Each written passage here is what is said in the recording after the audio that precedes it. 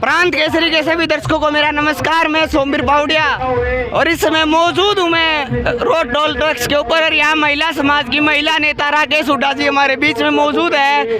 आइए इनसे चर्चा करते हैं किसान आंदोलन जो आज चल रहा है, किसान आंदोलन के ऊपर इनकी क्या राय है। और आज लाखों ट्रैक्टरों ने दिल्ली की तरफ कूच किया है। हमने पूरा टिकरी बॉर्डर को भी वहाँ देख कर आए, पूरी ट्रैक्टर परेड हमने दिखाई है। आज इनसे बात करते हैं। पहले किसान, नमस्कार मैडम। नमस्कार जी। किसान आंदोलन पिछले 62 दिन से चल रहा है। आज 62 दिन के बाद किसानों को दिल्ली के अंदर जाने के लिए रास्ता मिला है। हाँ जी, रास्ता मिला है और हम किसान, हमारी कम से कम हजारों की संख्या में महिला शक्ति वहाँ पर टिकरी बॉर्डर, सिंधु बॉर्डर पहुँची हुई है और हम स्कूटियों पर हमारी महिला शक्ति परेड निकाल रही है और हम अपने किसान, हमारे अन्नदाता ट्रैक्टरों पर परेड निकालेंगे।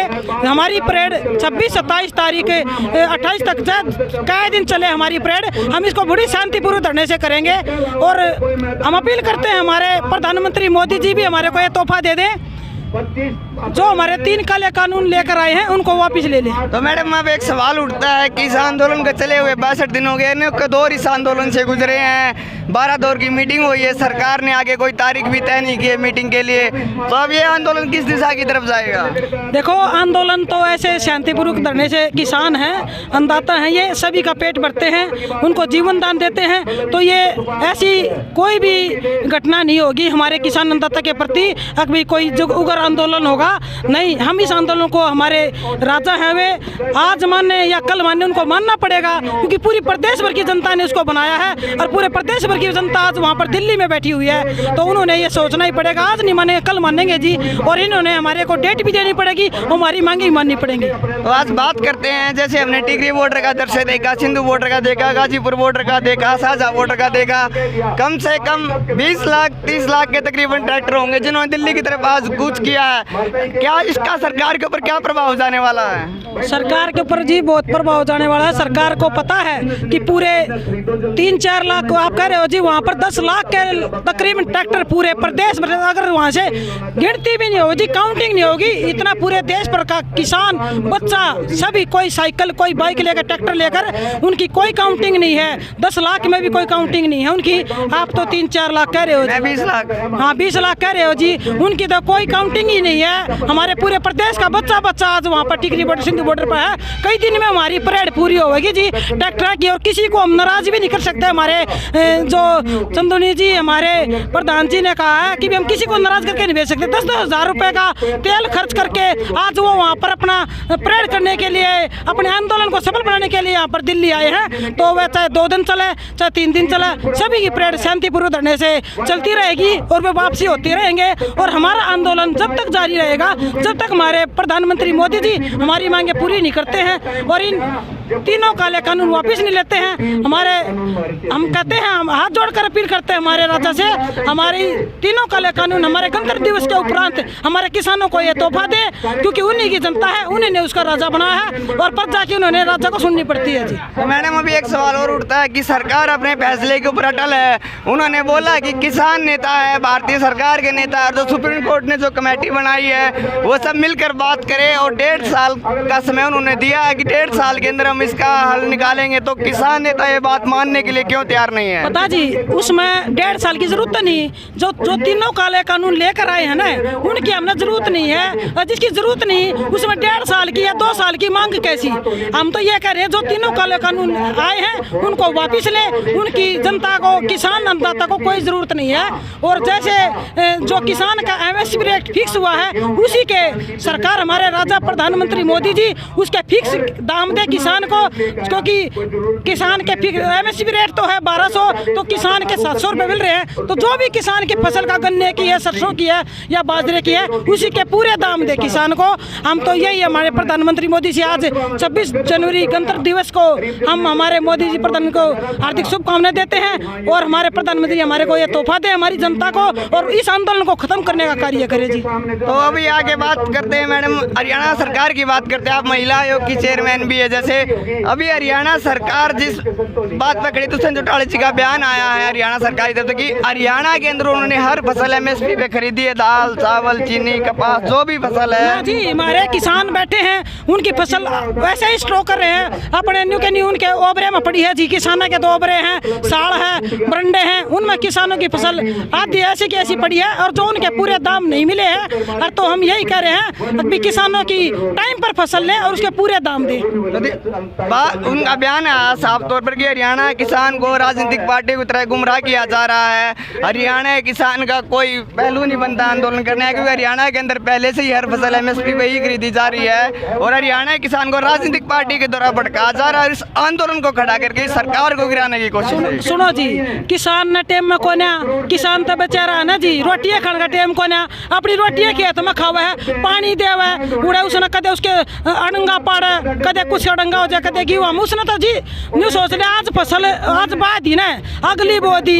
किसान ने तो टाइम में कोने टिकरी बॉर्डर सिंधु बॉर्डर बैठने का, और जी आज वो किसान की फसल तो खराब होने लग रही है, ना उसमें पानी आनता टाइम पे, ना उसमें कोसे मार लिया।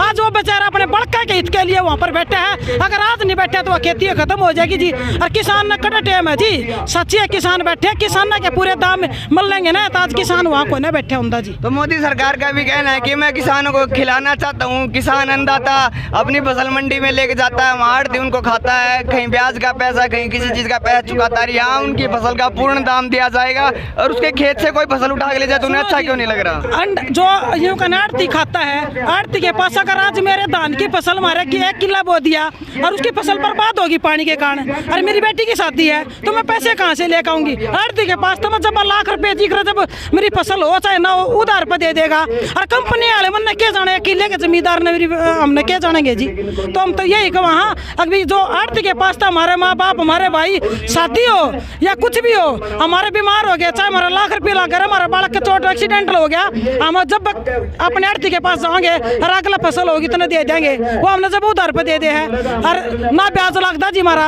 हमने नहीं मेरा फसल आओ गया काट लेगा और जी हम शांतिपूर्वक हमारी इलाज भी हो जाए और हमारा काम भी चल जाए। कंपनी वाले हमने 2 साल उन्होंने हमारा ठेका ले लिया, 3 साल ले लिया और वे बच गए जी, फिर क्या करेंगे हमें? और हमारे तो कौन बात करेगा? 1-2 किले वाले तो जमींदार थे, हमारा क्या होगा 1-2 किले का? अभी जैसे इस आंदोलन को कई तरह से भड़काने की भी कोशिश की गई, कभी किसान भाइयों को खालिस्तानी बताया गया, कभी पाकिस्तानी बताया गया, और आज ये साबित करने के लिए किसानों ने तिरंगा यात्रा निकाली, गणतंत्र दिवस को मनाया। इसके ऊपर आपको कैसा महसूस है कि हम भारतीय नागरिक और भारतीय कृषि प्रधान देश है? देखो जी, अगर हमारे किसानों ने देखो बड़े शांतिपूर्वक धरने से, लाखों की संख्या में हमारे किसान आए हुए हैं, बड़े शांतिपूर्वक धरने से हमारी परेड को शांतिपूर्वक धरने से पूरा करेंगे। और हमारे राज्य से हम बार बार यही अपील करते हैं, अगर ये खालिस्तानी थे और कुछ भी थे तो इन पर कार्रवाई क्यों नहीं करी?